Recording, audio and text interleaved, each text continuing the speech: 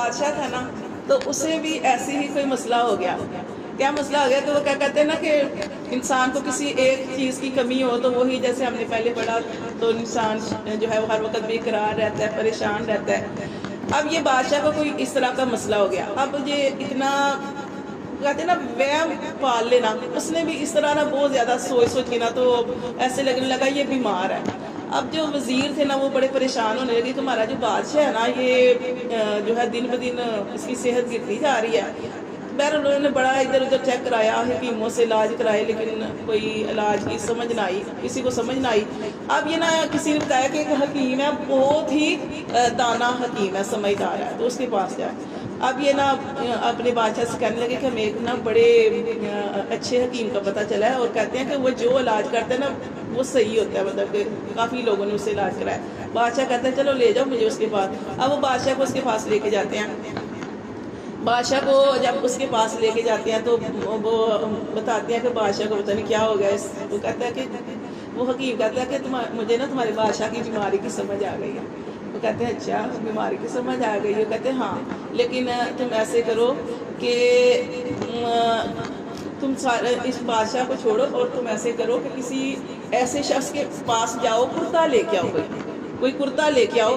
اس کرتے کے اوپر میں دم کروں گا اور وہ کرتا بادشاہ پہنے گا تو کیا ہوگا کہ اس کی جو بیماری ہے وہ ساری کی ساری ختم ہو جائے گی. کرتا کون سا لانا ہے؟ کسی ایسے شخص کا کرتا لے کے آنا ہے جو دنیا میں بڑا ہی خوشحال، خوش رہنے والا، خوش یعنی کہ اللہ کی رضا میں خوش ہو اور خوش ہو، بڑا خوشحال ہو، اس کا کرتا لے کے آنا ہے، اس کے اوپر میں نے دم کرنا ہے. وہ کہتے ہیں مسئلہ ہی کوئی نہیں. وہ کہتے ہیں وہ وزیر جو ہے نا وہ سارے آگے نکل کھڑے ہوتے ہیں کہ چلو کرتا لاتے ہیں. وہ کہتے ہیں یہ تو کوئی بات ہی نہیں ہے. وہ جس کو تھوڑا خوش ایک دروازہ کھٹکھٹاتے ہیں ان سے کہتے ہیں کہ ہمیں نا ایسے بادشاہ بیمار ہے، اس کے لیے کرتا چاہیے.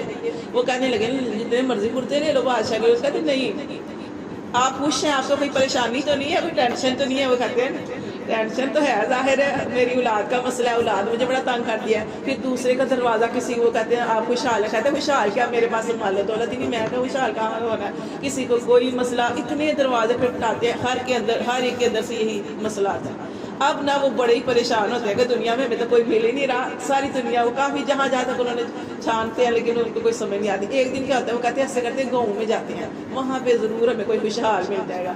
وہ کہتے ہیں اچھا. وہ سارے نا نکلتے ہیں 3-4 لوگ.